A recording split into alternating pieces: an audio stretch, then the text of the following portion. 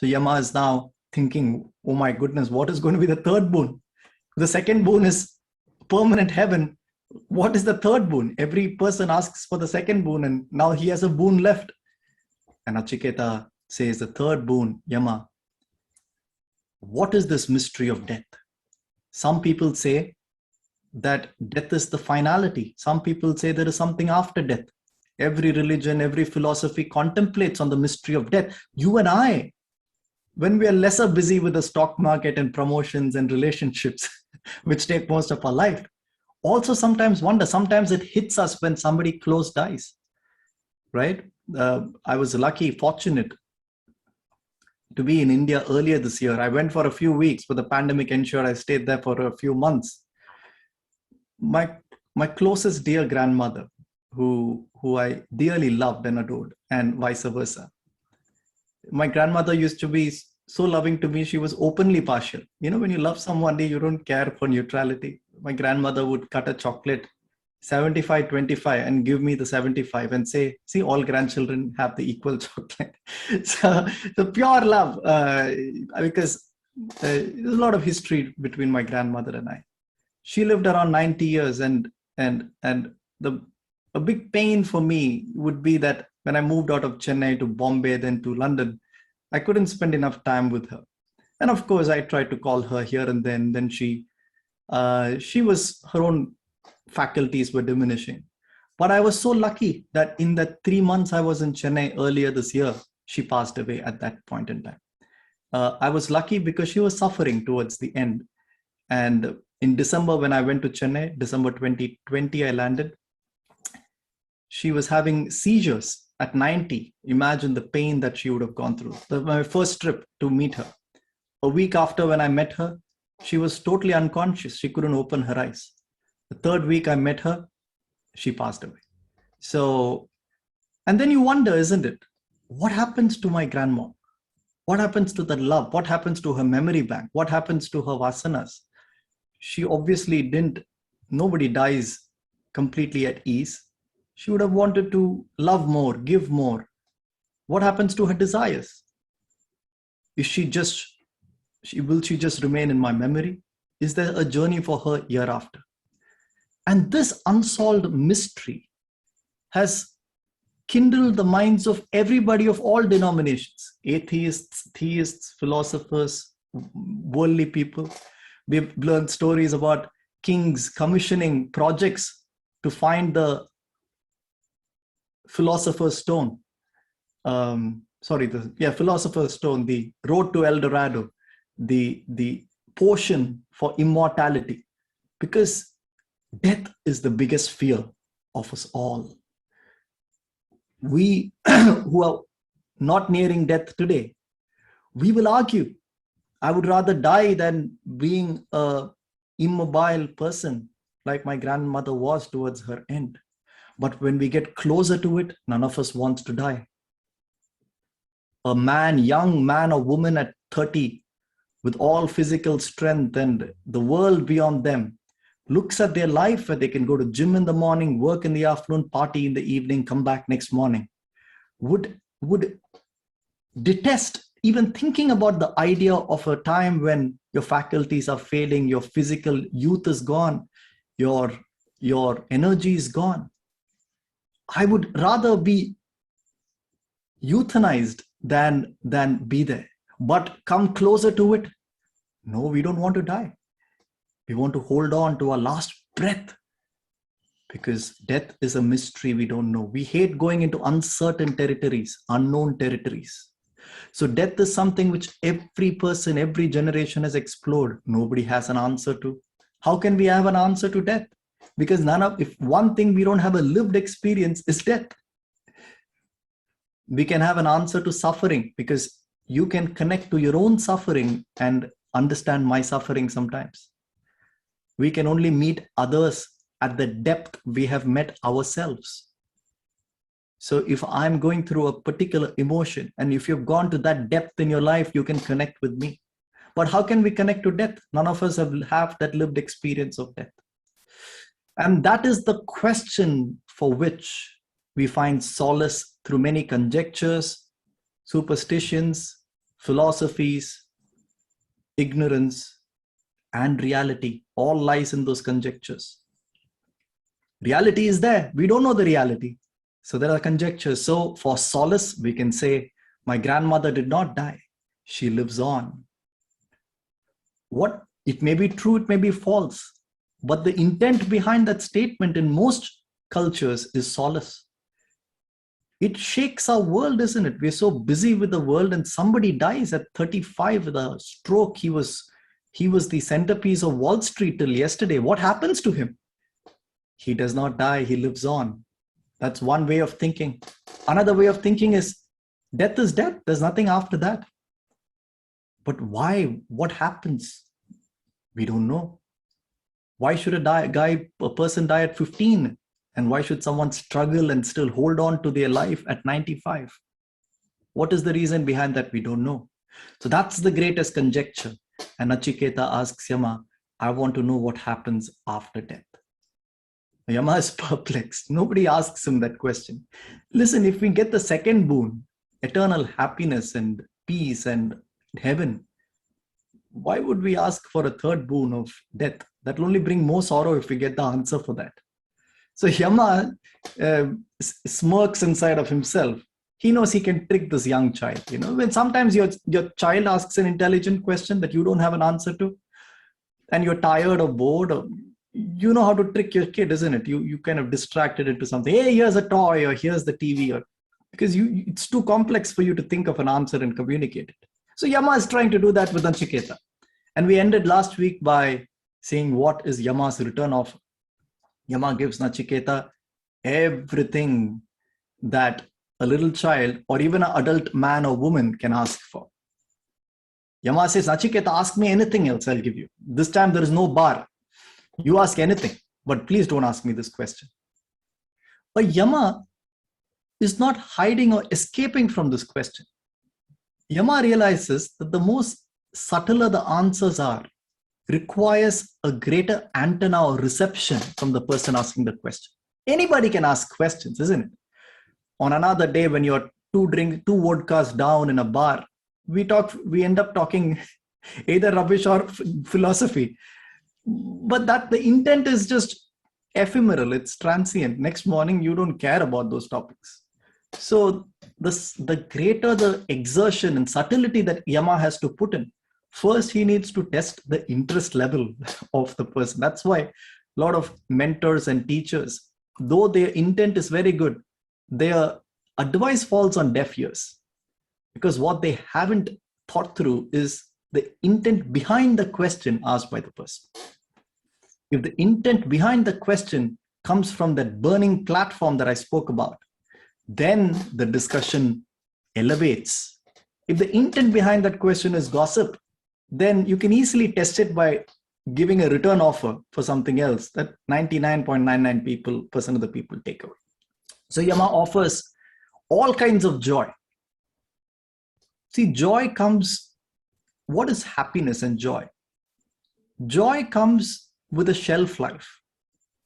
So he offers bodily joys, sharira joys, which have a shortest shelf life. Shelf life meaning the duration that joy exists for. So normally the sharira, the annamaya, sharira kosha, has the least duration of joy, but has the biggest spike of joy. Sex, for example, right? It's a joy, it's a bodily joy. High kind of intoxication and joy, but shelf life is less, few seconds, few minutes.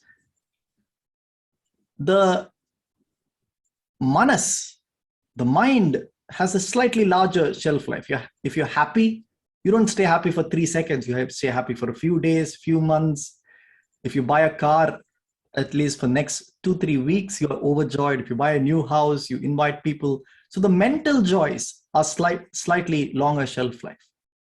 The intellectual joys, the buddhi, has an even higher shelf life. If you live by principles, for example, if you live by values, if you have an intellect, then those joys are longer.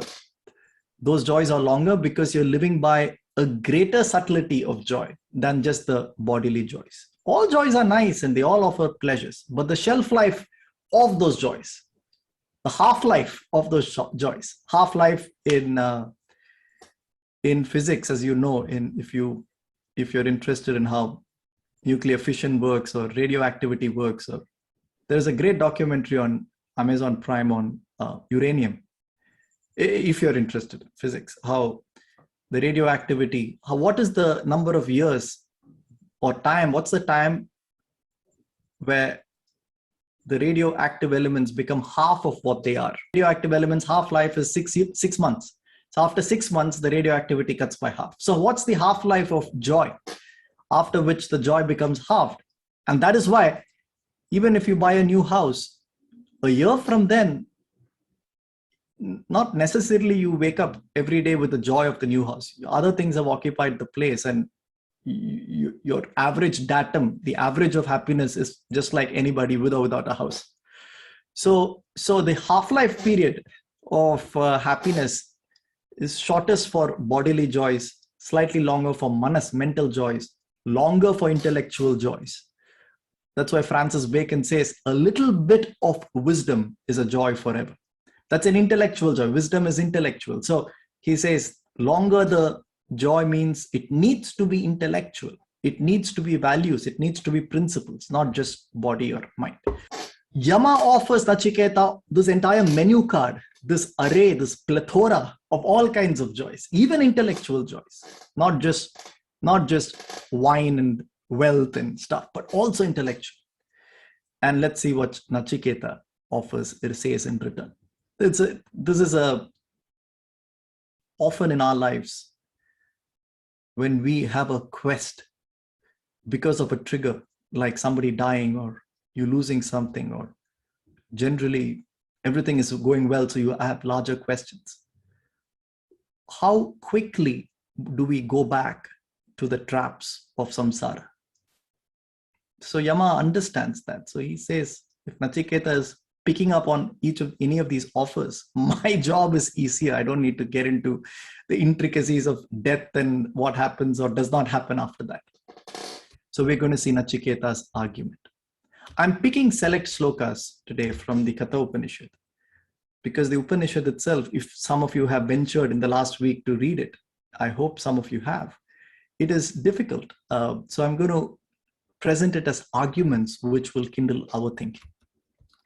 Nachiketa makes 3 arguments to Yama's offer, because Nachiketa cannot just say, but Yama, no, I want to know that. That is not a strong enough argument. You got to logically tell Yama why what you've offered is not good enough or good enough to me. You just cannot say, no, I want it. Then that itself shows that it's just being stubborn. The why behind wanting or not wanting it is more important. So let's see Nachiketa's response to that. The first argument, Nachiketa says, very interesting. Imagine a child of 12, but with a sharp viveka. And you're going to see each of these arguments have the highest caliber of viveka. Remember, Nachiketa does not have Brahma Vidya at this point in time. He doesn't know the self, Atman. He's a kid. Yama will tell all of that later to him. At the moment, Nachiketa does not have any knowledge of the self.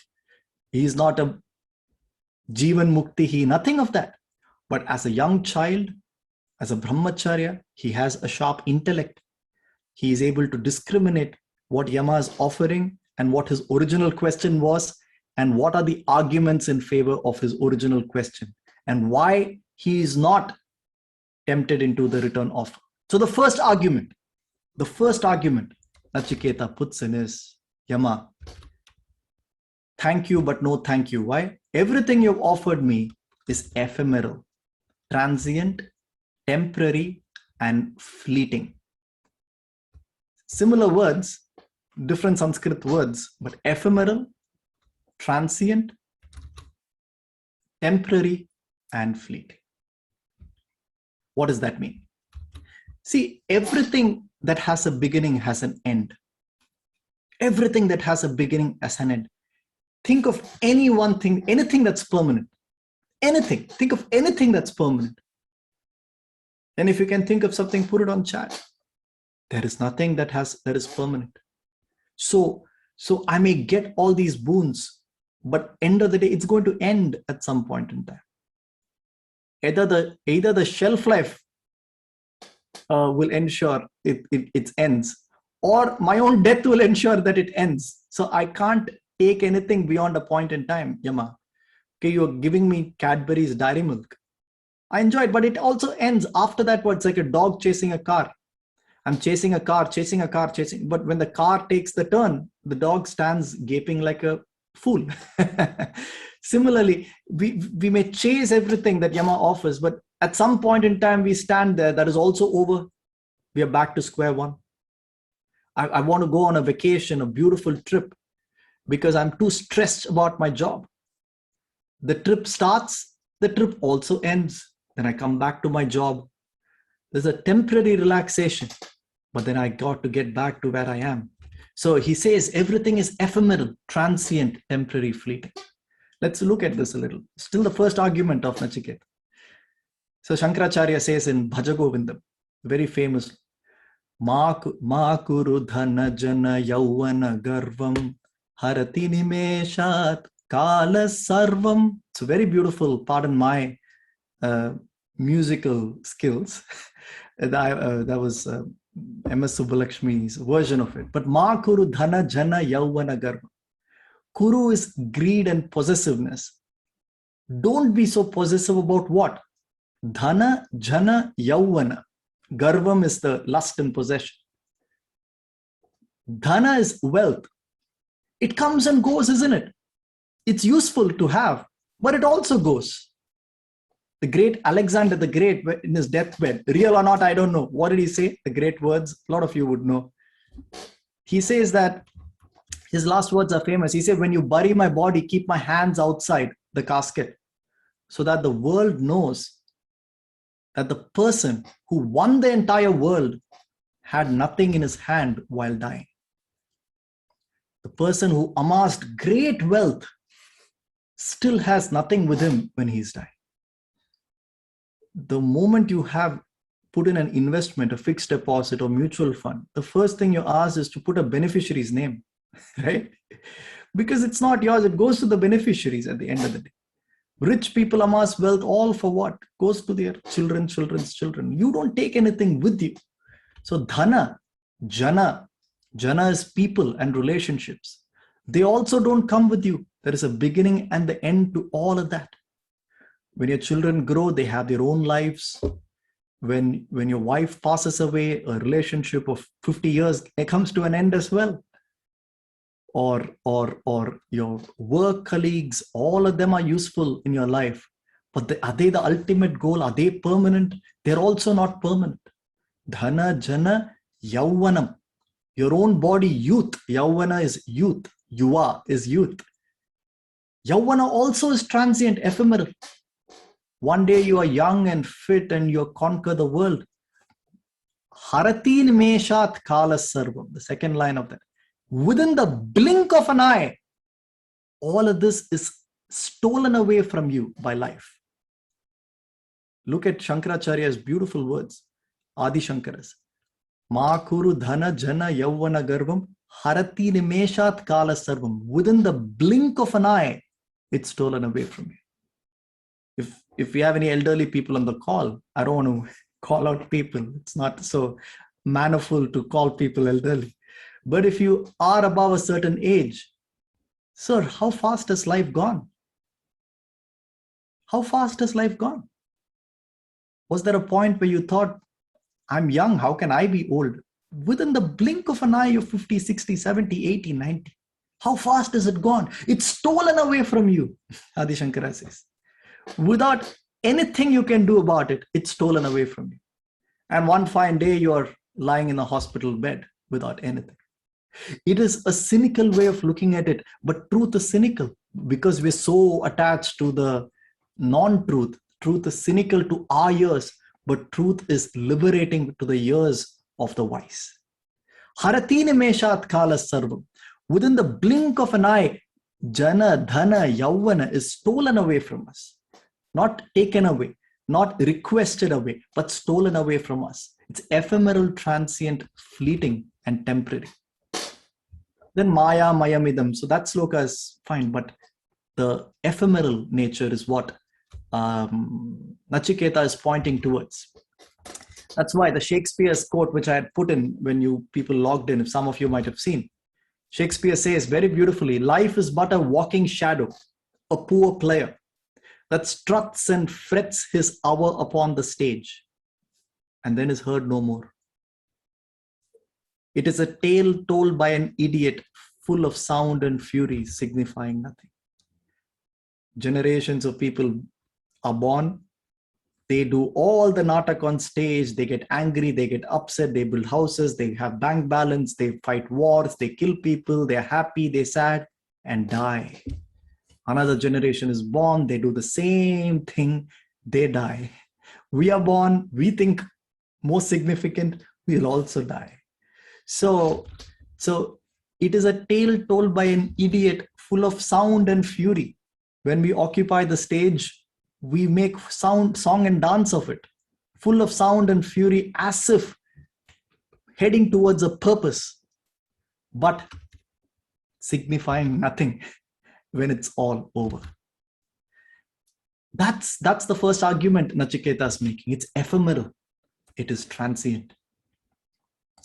Now, he also says in the same argument, he also realizes that the duration of happiness only extends to the duration of the supply. It's an interesting supply chain argument here. Chiketa was a supply chain manager. So he says, duration of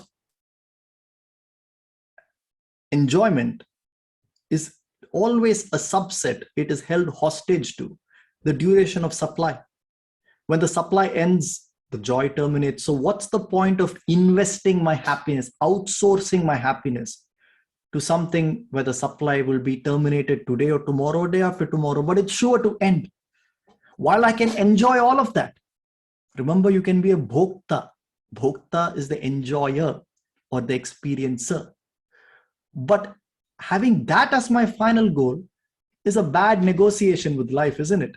Imagine you're negotiating with life for something which anyway has to come to an end, and you're putting all your eggs in that basket. It doesn't mean you should not experience that. It means there are greater things that you should search for while being a bhokta of these things. So Nachiketa says, the duration of happiness only is determined by the duration of supply. And I want to know the answer, Yama, to where the supply, there is no termination of supply, which means it cannot be non-eternal. So don't tempt me with these stupid tricks of yours by giving me these ephemeral, all other men and women may want that. I'm not there. I want the answer to the question I asked. And finally, in this argument, Nachiketa says, at the face of death, Yama, when you come in for me, what remains? What will remain? Is it like a British Airways flight where you're allowed one cabin luggage and one extra luggage? Can I take 5 crores with me when you come call me at death? You are not going to allow any baggage. You are this Conjuse Airways which says, no, nothing you can take with you. Only you can fly. So at the face of death, Yama, none of this matter anyway. So my question is about death and you are telling me about life. So that's the first argument. Look at the logical approach which Viveka, the ability to discriminate Yama's offer by the lens of intellect. That's the first argument. What's the first argument? Ephemeral, transience, temporary, and fleeting. The second argument Nachiketa makes, he doesn't stop there because he wants to show Yama that he is standing on a burning platform. Don't play with me. Don't give me these things which every other person may agree to and go away. I am not your average Joe. I am serious. And the thing is, that's the advantage of being a child, isn't it? You can speak back to anybody, even the Lord, without really caring much about manners. You may be a CEO at work. When you come home, your child speaks back to you. No, none of your vice presidents can speak back to you, but your child speaks back to you. That's the privilege that a child enjoys. So Nachiketa can say all of this. Yama, don't play with me. I want that. The second argument, very interesting argument. Nachiketa says, everything that you've offered, Yama, only take my senses further outward. Meaning, it wears away my senses and only makes it numb and further outward, which is the opposite of what I want. What does he mean? See, nothing can fully satisfy. Even if heaven can fully satisfy us, it's a good bargain. It's a good negotiation. We don't need to go through the stimulations of Vedanta and Upanishads and stuff. But Nachiketa says nothing can fully satisfy. Not just the anityam, the permanence, the transience. That's the first argument. But nothing can fully satisfy even within the shelf life of it existing. Why? Our desires only grow and grow. It's like the second law of thermodynamics, the law of entropy. Systems move towards more and more disorder. The universe only keeps expanding. Our desires only keep growing. How do we know that? In your own practical life or your observation of people around you? See, most of us might have come from middle-class families. I'm just making a guess. Some of you lower, some of you higher, but mostly middle-income families, assuming.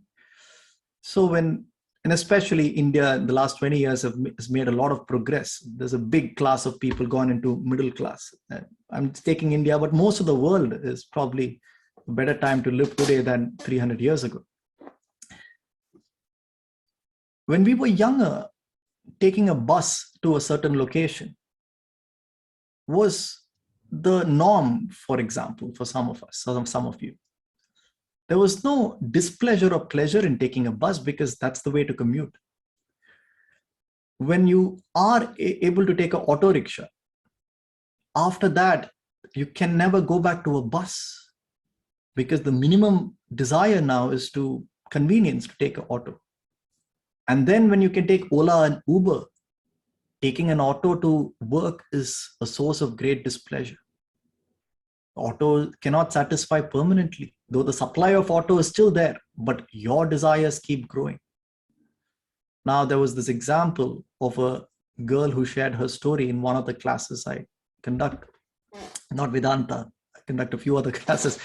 There she said, she's from a very privileged family. And she was sharing her information about, there's nothing confidential. She was sharing her information about how in her past, she changed, but in her past, when she went to squash classes, she used to play squash in Bombay. If her father's driver, if her driver, not father's, she has her own car and her own driver. If her driver didn't come and pick her up, she felt paralyzed. She truly didn't know what to do. She got so upset. She had to now use her Uber app, which she's never used. She had to download it probably. You and I, we would look down upon her. We would judge her. It's easy for us to judge. Why? We would say, what a privileged person that if the Mercedes-Benz with the driver doesn't arrive her after her squash class, she is paralyzed and how can she survive in the world? What we don't understand is at our own level, we are like that. If a poor person looks at you and I and says, if an Uber cancels on us, you can't take the public bus in Bombay or to go home. What kind of privileged person Aditya is? They're also right. In the same way, we are right about that privileged person who needs a chopper to go from South Bombay to Andheri. So if you don't have a chopper, it is a source of great displeasure because you have to go through the bylanes and the crowd of Bombay. It is great displeasure. For us, it's comical because our desires are not there. We are happy with the Uber or Ola or our own car. But what we see there is the same lesser privileged people see in us, isn't it? But for us, it is a minimum requirement. We say, all I need is a Ola and Uber, nothing more than that. That's only because the supply is restricted there. Suppose you get 10 crores as a bonus of some lottery and you are able to afford a mansion, you would in fact say, no, Aditya, I know myself. I will not, even if I had 100 crores, I'm not going to splurge it on that mansion in South Bombay or stuff. But when life leads us there, 99% of us elevate our desires. There is no end to desires. It's an unending source of acquisition and enjoyment. Acquisition and enjoyment. You want to acquire and enjoy. Relationships. Who's satisfied? Nobody is satisfied. No moment you have something, you want more of that. You are entitled to that. Life is lived once, so let's enjoy. There's nothing wrong in any of these enjoyments. What is wrong is not having viveka to see through our own blind spots. So second argument by Nachiketa is even more interesting. Transience is obvious, but the second argument says, everything you've offered does not end with it, Yama. It takes my senses further outward. Today you're giving me chariots and girlfriends and money and stuff.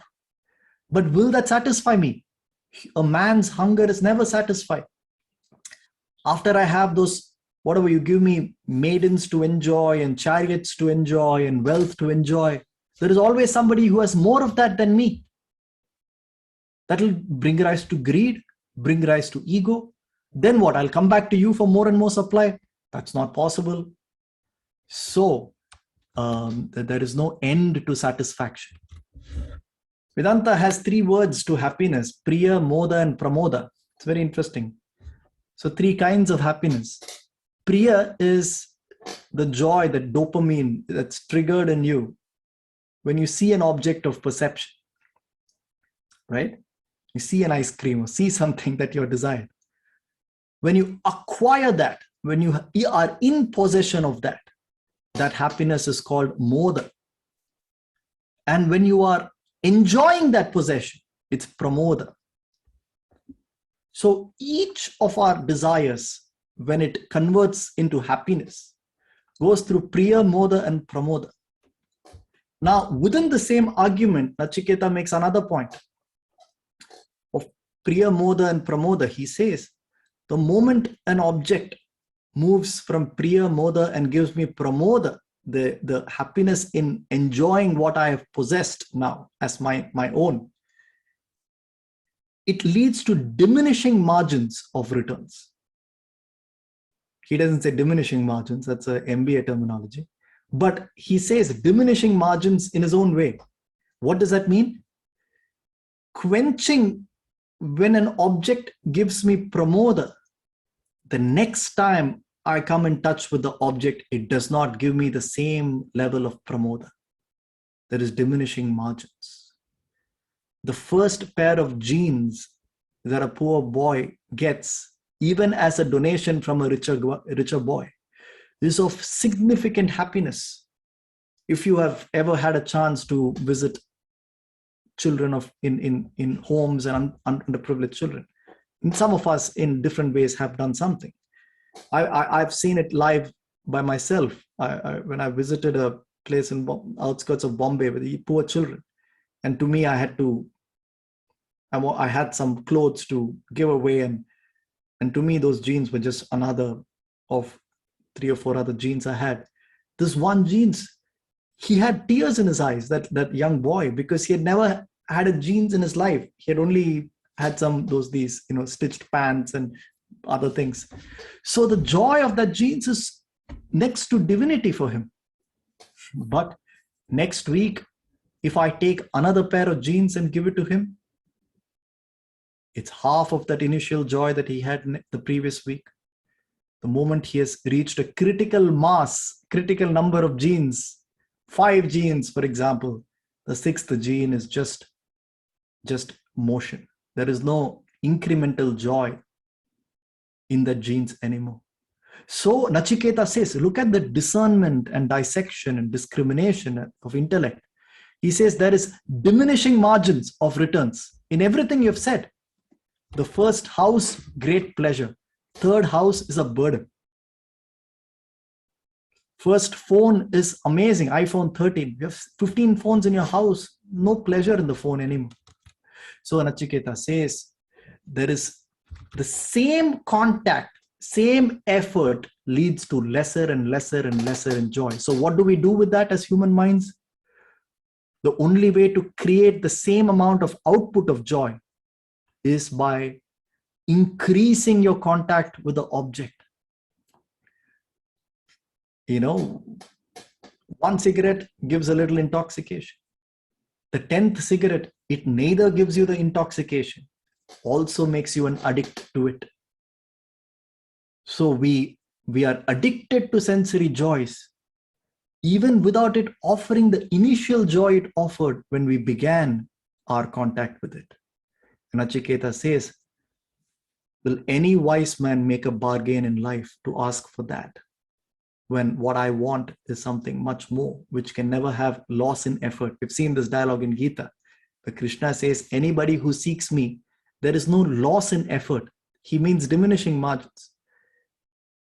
Yogakshemam vahamyaham. If you seek something higher, you are never dissatisfied with the absence or presence of lower. So people who seek self-development, to us, it seems like a compromise that they are losing out on becoming a CEO. Oh my goodness. But there is no loss of effort, or there is no cringeworthiness. Oh my God, I'm not becoming a CEO. They are assured the happiness that our level promises to us, plus, plus, plus. So Nachiketa says, the quantum of joy keeps reducing, Yama. And the truth is, even if I take everything you give me, in a year from now, I'll get so bored with it, or it gives me so much lesser joy that I'll come back to you and say, tell me what is after death. Because the eternal questions alone remain. All the transient questions have diminishing returns. That's the second argument that Nachiketa makes. The third argument Nachiketa makes, very interesting again. And look at the discrimination and dissection and discernment, viveka of Nachiketa. Even to present these arguments require intellect, isn't it? To understand it itself requires intellect. To present it, first principle thinking, requires a lot of intellect. Nachiketa says, even if I accept everything you say, Yama, it will not answer the fundamental question of the hard problem of consciousness, which is the who am I still remains, isn't it? I may enjoy all of this and go to heaven after heaven after heaven after heaven. Punarapi jananam, punarapi maranam. As again Adi Shankara says in Bhajagovindam, punarapi jananam, punarapi maranam. Very beautiful sloka. Birth and death unceasing. And even if I accept heaven as again and again and again, it doesn't answer my first question, which is, who am I in all of this moving parts in my life? My body was younger. When I saw the mirror at 15, I was a young boy. When I see the mirror at 70, I'm an old man. If these are the only 2 points in life, when I saw the mirror, I may not even recognize them as the same person. But the I, the awareness who's watching, seems to be the same. That's not aging at all. The subtle point. So when you look at the mirror now, of course, your mind is more matured and elevated now than you 50 years ago, 10 years ago. Your body has changed. Your values have changed.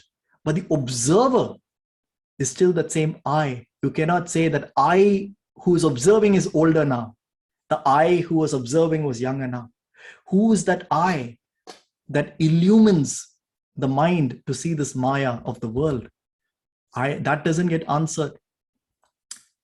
So Nachiketa finally concludes saying, having come in contact with you, Yama, the immortal, the Lord of death, why would I go for something that is mortal?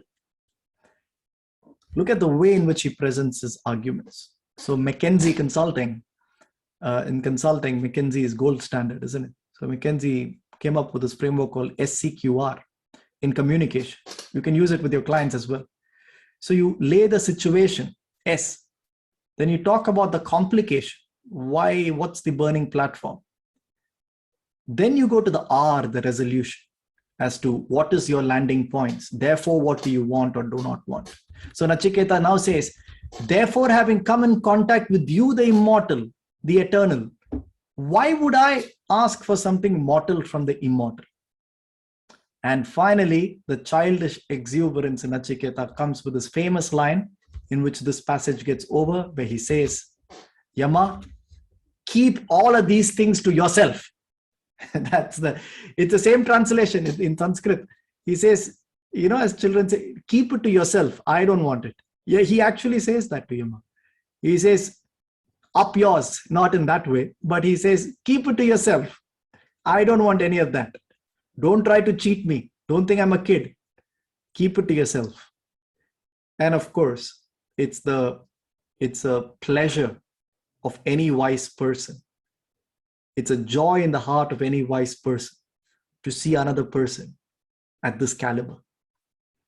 Yama, it seems like he didn't want to answer the question, but when he hears this Viveka from Nachiketa, he's overjoyed internally, because when the right recipient with the right Viveka approaches a master, there is nobody as joyous as the master himself or herself. So Yama realizes that Nachiketa is probably a rare soul. So let's talk to him. Let's entertain him with this question. So there are two landing points here before we go to Yama's response. The one is Nachiketa does not have Brahma Vidya. Just like us, he's not self-realized. So Nachiketa is not talking from a point of self-realization. But Nachiketa has a sharp intellect. So the lesson for us is, with a sharp intellect alone, we can discriminate good and bad, and we can discriminate the Nityam and Anityam. We can discriminate duality and non-duality. We can see the real for the unreal. That doesn't require self-realization. That requires a keen observation of life itself. All these arguments I presented to you on behalf of Nachiketa now does not require Brahma Vidya. It requires keen observation of life itself. Shakespeare said that. Shakespeare may not have had Brahma Vidya, but keen observation of life. What is keen observation of life? Life is a tale told by an idiot. He who struts and frets his hour upon the stage and then is heard no more. It's full of sound and fury, signifying nothing. Full of ups and downs, signifying what? Nothing. It's an observation of life. It doesn't require Brahma Vidya. So that's the first point. The second point is steadfastness. The reason Nachiketa finally had that conversation with Yama, which is to follow now, is his Shraddha, steadfastness to what he wants. We all want what Nachiketa wants. We all agree to all these arguments Nachiketa presented, don't we? Everything that I've said now on behalf of Nachiketa, it makes sense to us. We nod, we agree. I too want wisdom as keenly as Solomon did, as Robert Lind says. I too want wisdom as keenly as Solomon did. But it must be wisdom acquired as a by chance when I'm busy with life. Otherwise, we want to hold on to both, because we don't know. If I give in too much to uncertainty, what about all of this I hold so dear? Nachiketa, in this passage, proved to us there needs to be a degree of vairagya that follows Viveka. That's why Viveka and vairagya go together. Viveka is discrimination. With a sharp intellect, you and I can discriminate. You and I can discern. We can say, I know that these things are transient, fleeting, ephemeral, temporary. It's obvious. We all know death will happen. We all know that relationships have ups and downs. We all know that my son is not going to come with me hereafter, after life. We all know that dhana, jana, yauvana are transient. However, Viveka follows by vairagya. True Viveka, in it, dissolves putting all your eggs in the basket of transience. So Nachiketa had vairagya as well, because his Viveka was true, not just lip service or not just logical argument, but Shraddha behind it.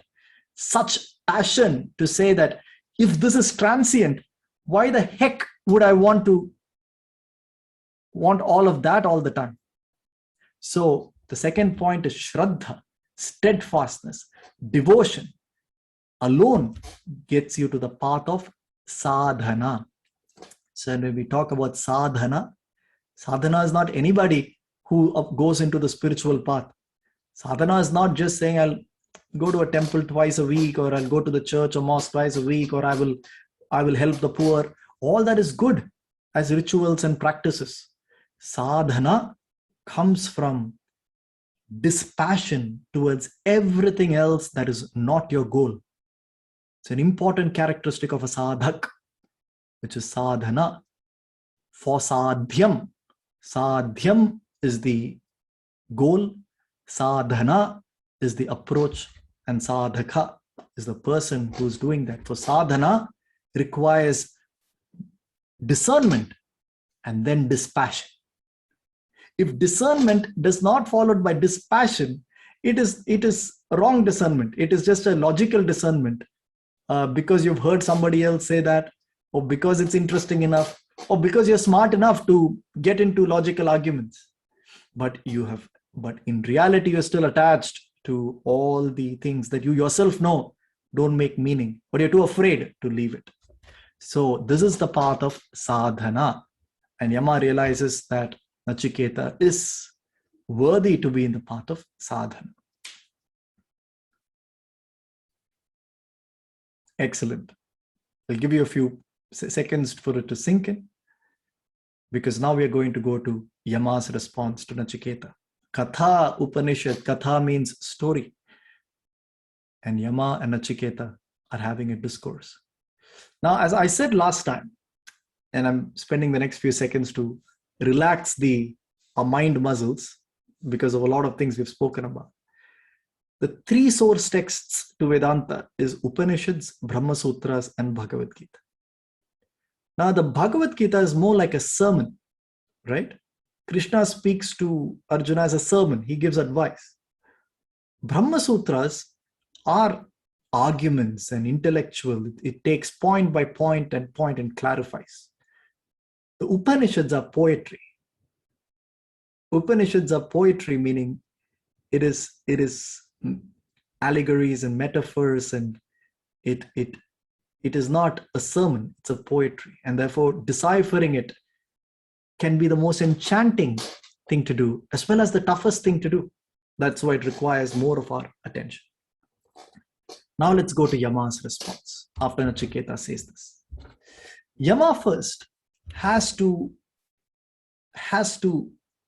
respond to what he heard from Nachiketa and then get into answering his question, right?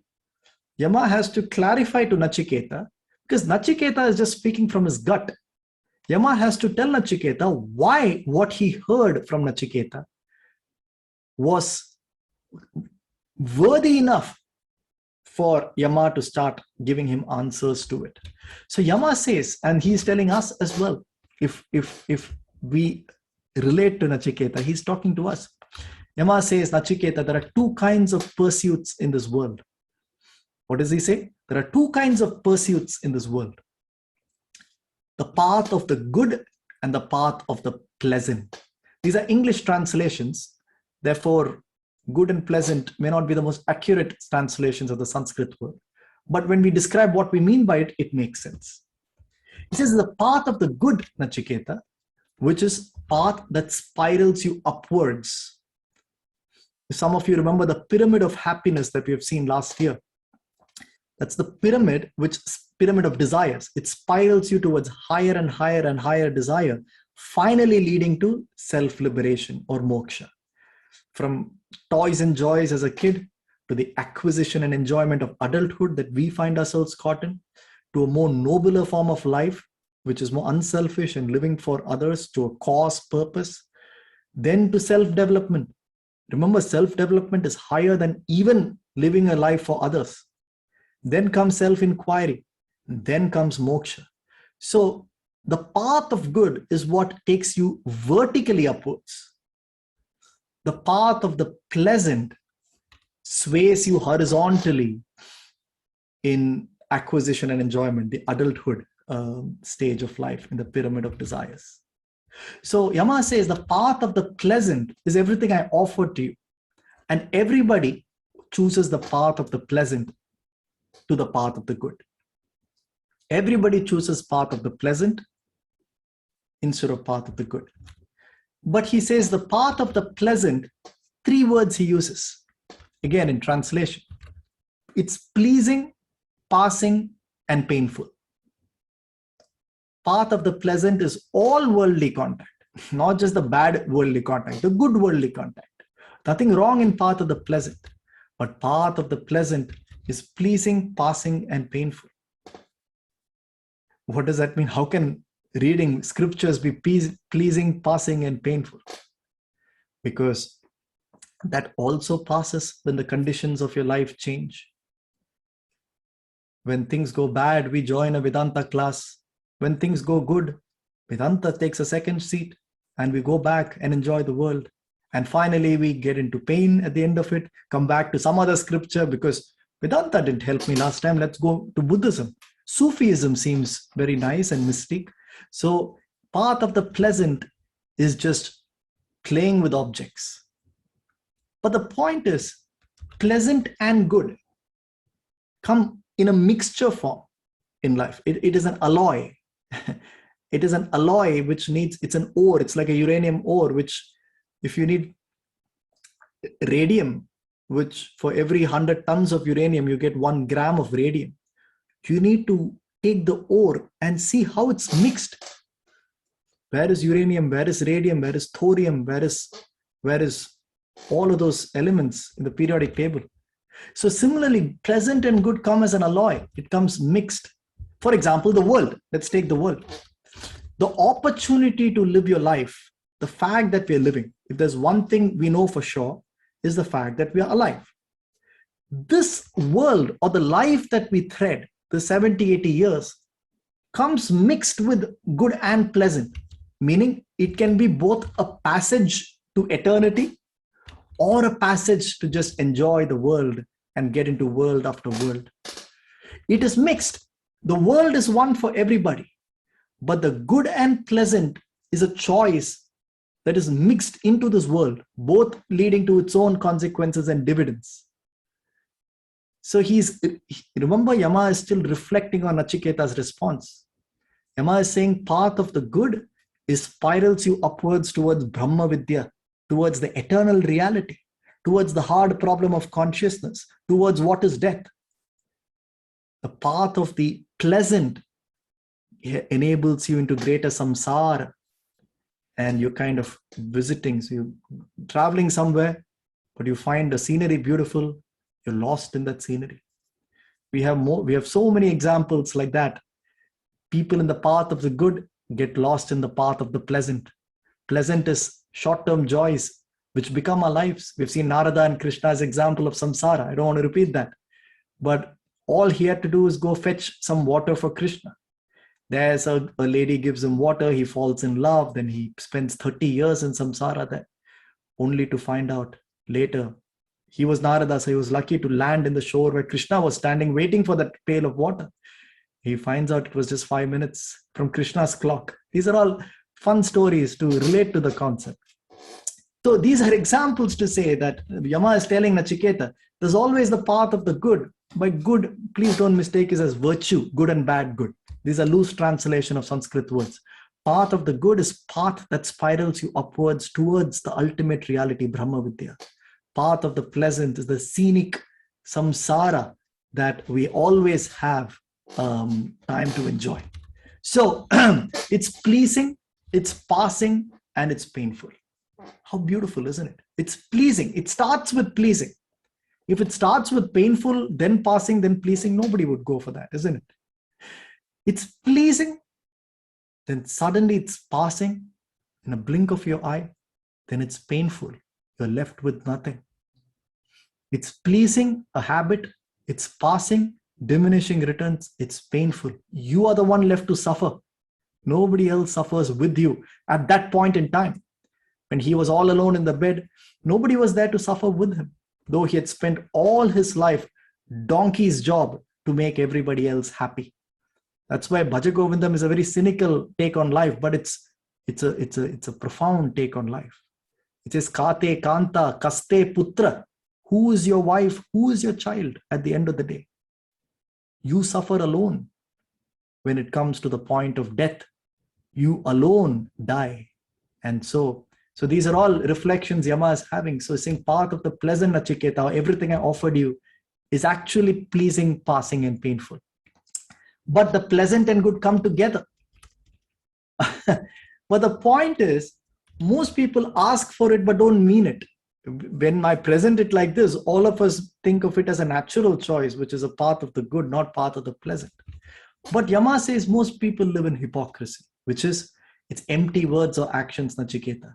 You alone, by the way you've answered me, you've shown that you truly are in a burning platform for the path of the good. And I see complete dispassion to the path of the pleasant. Now, a lot of people give great examples, like Ramakrishna Paramahamsa, the great Ramakrishna, Vivekananda's guru. He gives an example. Or take all these examples in context, because he lived many, many, many years ago. He says in a village, when a person dies, the spouse, typically, hits their head on the wall as like not to hurt themselves, but to show the angst and pain. Oh my God, my husband has died. Oh my God, my wife died. But he says, even as the lady beats her head on the wall, she's careful enough that the ornament in her nose doesn't get cracked, because that's diamond. He says, it's very subtle. Even as your husband dies and you've lost a partner of 40 years, you bang your head on the wall to show the grief. But at that same time, you want to ensure that ornament in your nose, which the gold is important for you, that's your ornament, that's your possession, that does not crack. So you choose the right angle to hit your head on the wall. Just like that is how we want the path of the good. Even as we yearn of the path of the good, the Brahma Vidya, Brahma Satyam Jagat Nityam, we want to ensure that everything we cling on to doesn't get cracked, just like the nose ring shouldn't get cracked, even as you're lamenting for your dead husband. So there are a lot of interesting examples. I can keep going on with examples, but the point Yama is making is path of the good, path of the pleasant. And you have to completely give away the path of the pleasant to open the door. Narrow is the path and straight is the road to that path.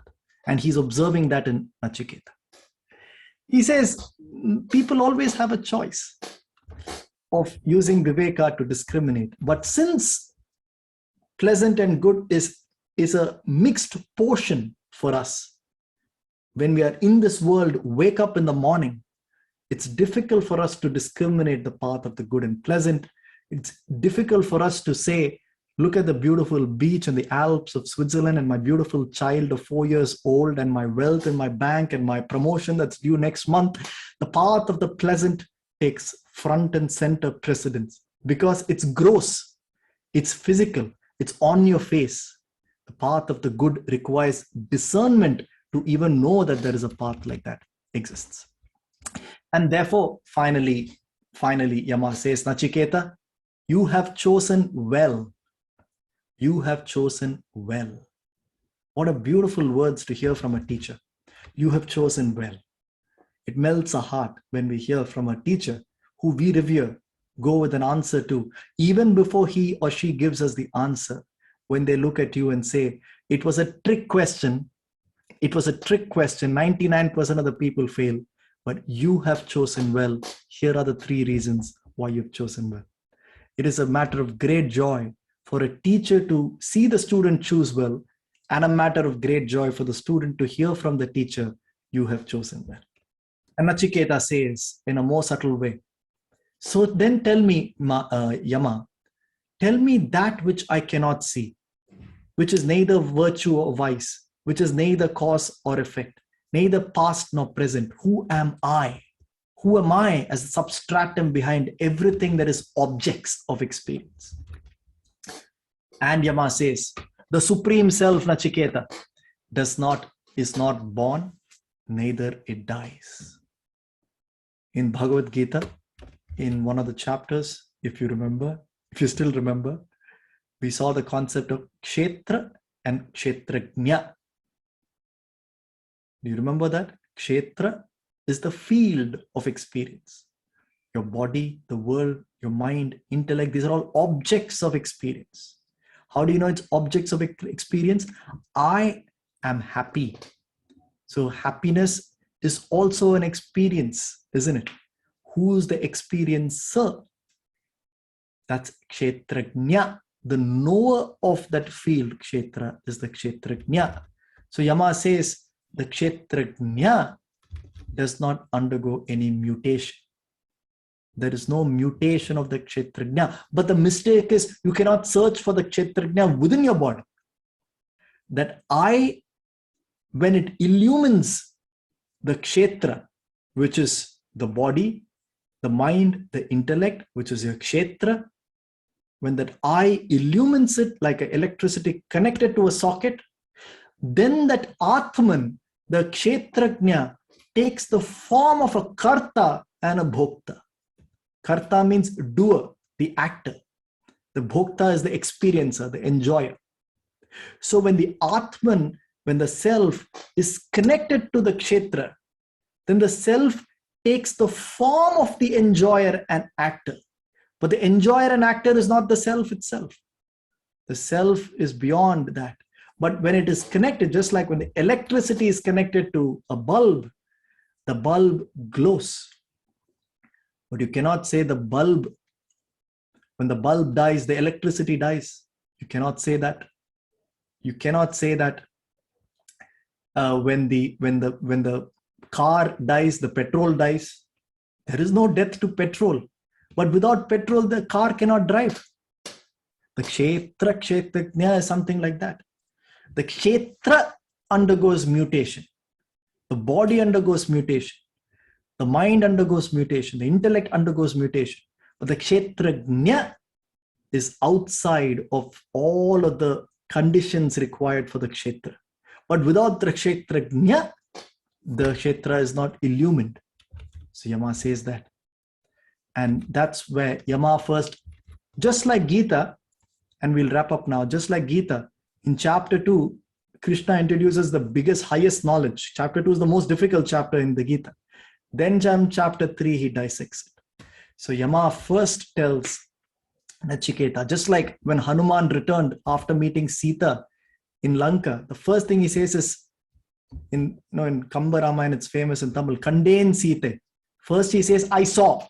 Then he says Sita.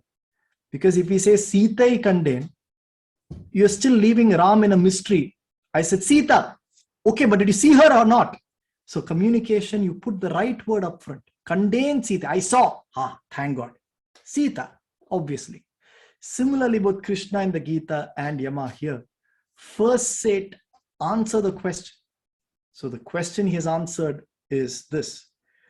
There is the Brahman, the Atman, the self, the witness consciousness, the Kshetrajna. There is something like that. He has not told us what it is. But there is something that is eternal that is not in the field itself, your body, mind, and intellect, but without which you don't assume that Bhokta or Karta, the actor or doer. And we will continue next week where he gives a framework of understanding. And the rest of the Upanishad is going deeper into what the Kshetrajna is and what about it gives us that eternal and how can we do our sadhana to get there. Thank you all. Have a great evening. I encourage you to reflect, contemplate upon what we discuss. Keep active in the group.